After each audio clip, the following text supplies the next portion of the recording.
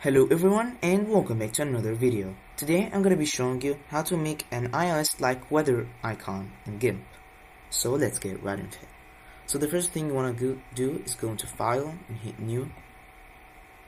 Then you need to specify the size of the image. It doesn't really have to be large. I'll set it as 512 pixels by 512 pixels. Then hit OK. Now we have our image. Now delete this layer because I want it to be transparent. And go ahead now and add a new layer. This is the add new layer icon.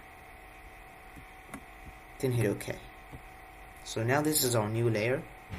Go ahead now and go into the rectangle select tool. We're gonna use this. And make sure that you enable rounded corners over here. Then you can give it a little bit of radius. Now you can make a selection with the square select tool, with the rectangle select.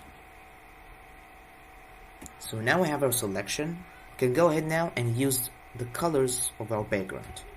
We can give it a little bit of a blue shade. So it's gonna have this light blue.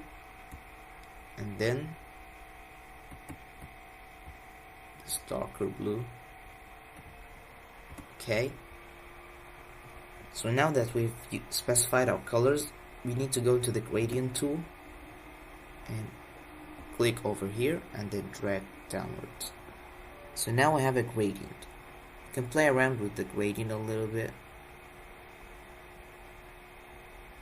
Okay, you know what? I don't like it like this. I don't really like it like this. I want it like this. So yeah, you can keep playing with the gradient tool to get the effects that you actually want. You can even change the color a little bit. Maybe try an even darker color. So the effect is kind of more visible.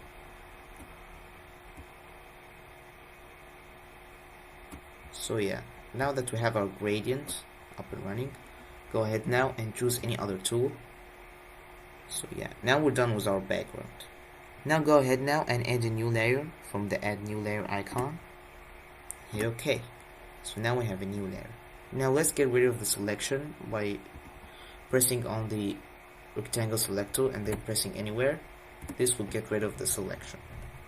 So now let's make a cloud, because this is a weather app icon. So you know, weather app icons, they always have clouds in them. So we go ahead now and choose the ellipse select tool. Then we make a selection like that. Then hit shift on your keyboard to add to the current selection. So now you can have multiple selections. Press shift again. Then you can have these multiple selections. Shift again. And yeah, this is our cloud right now. Now go into the bucket fill tool, and our cloud needs to be white, so give it a whitish color and we can fill our cloud. Now you can move the cloud a little bit by using the move tool over here. You can move it wherever you want. Let's get rid of the selection by going to the rectangle select tool and pressing anywhere. This will get rid of the selection. I'd also like to scale it up a little bit as it's kind of too small. Make sure that you do this lock. I like it to be locked.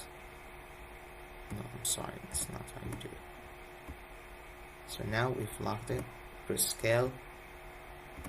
And now we can move it like this. Now create a new layer. Hit OK, and this is going to be our sun. So go back to the ellipse select tool and make a selection. It's going to be a sun. So sun is a circle. Okay, now go ahead now and choose a yellow color.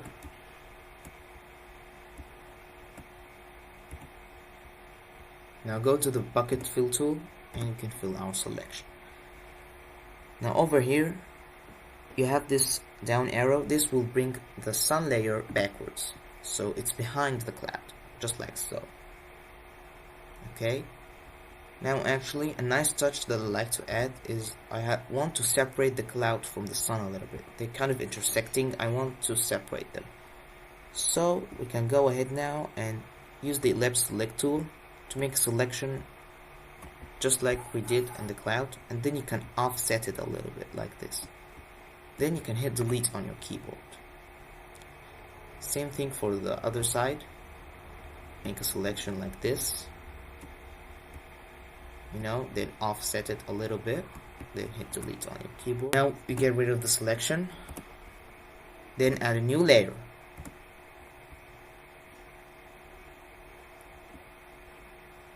This is gonna be our sun strips. So yeah, go ahead and use our bucket fill tool and fill it so that it's out.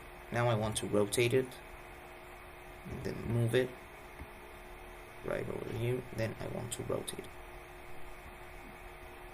It's actually kind of way too large, so I'll just create a new one, better one, a smaller one like this. Then you can fill it and you can move it just like so,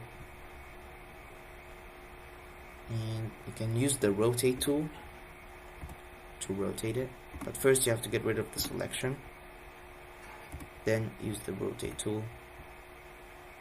Move this point over here to the center of our strip, then you can start rotating it the way you like it.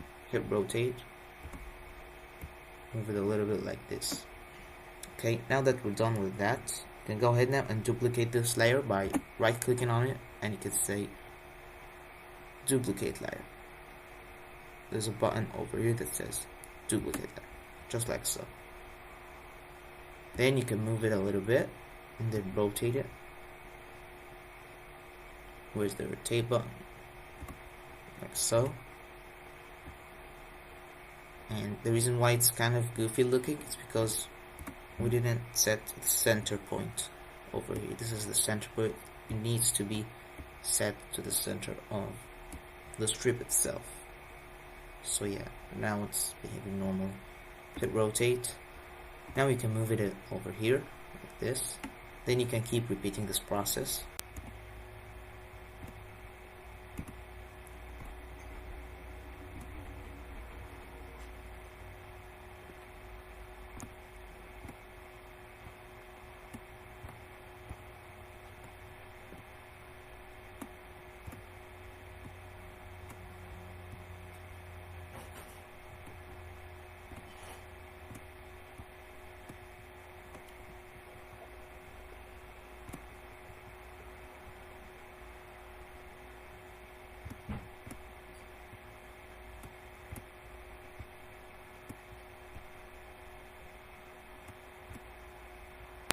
So now that we're done with that, now this is our iOS weather-like icon. So yeah, this was today's video. Hope you enjoyed. Don't forget to like and subscribe the channel, and see you later.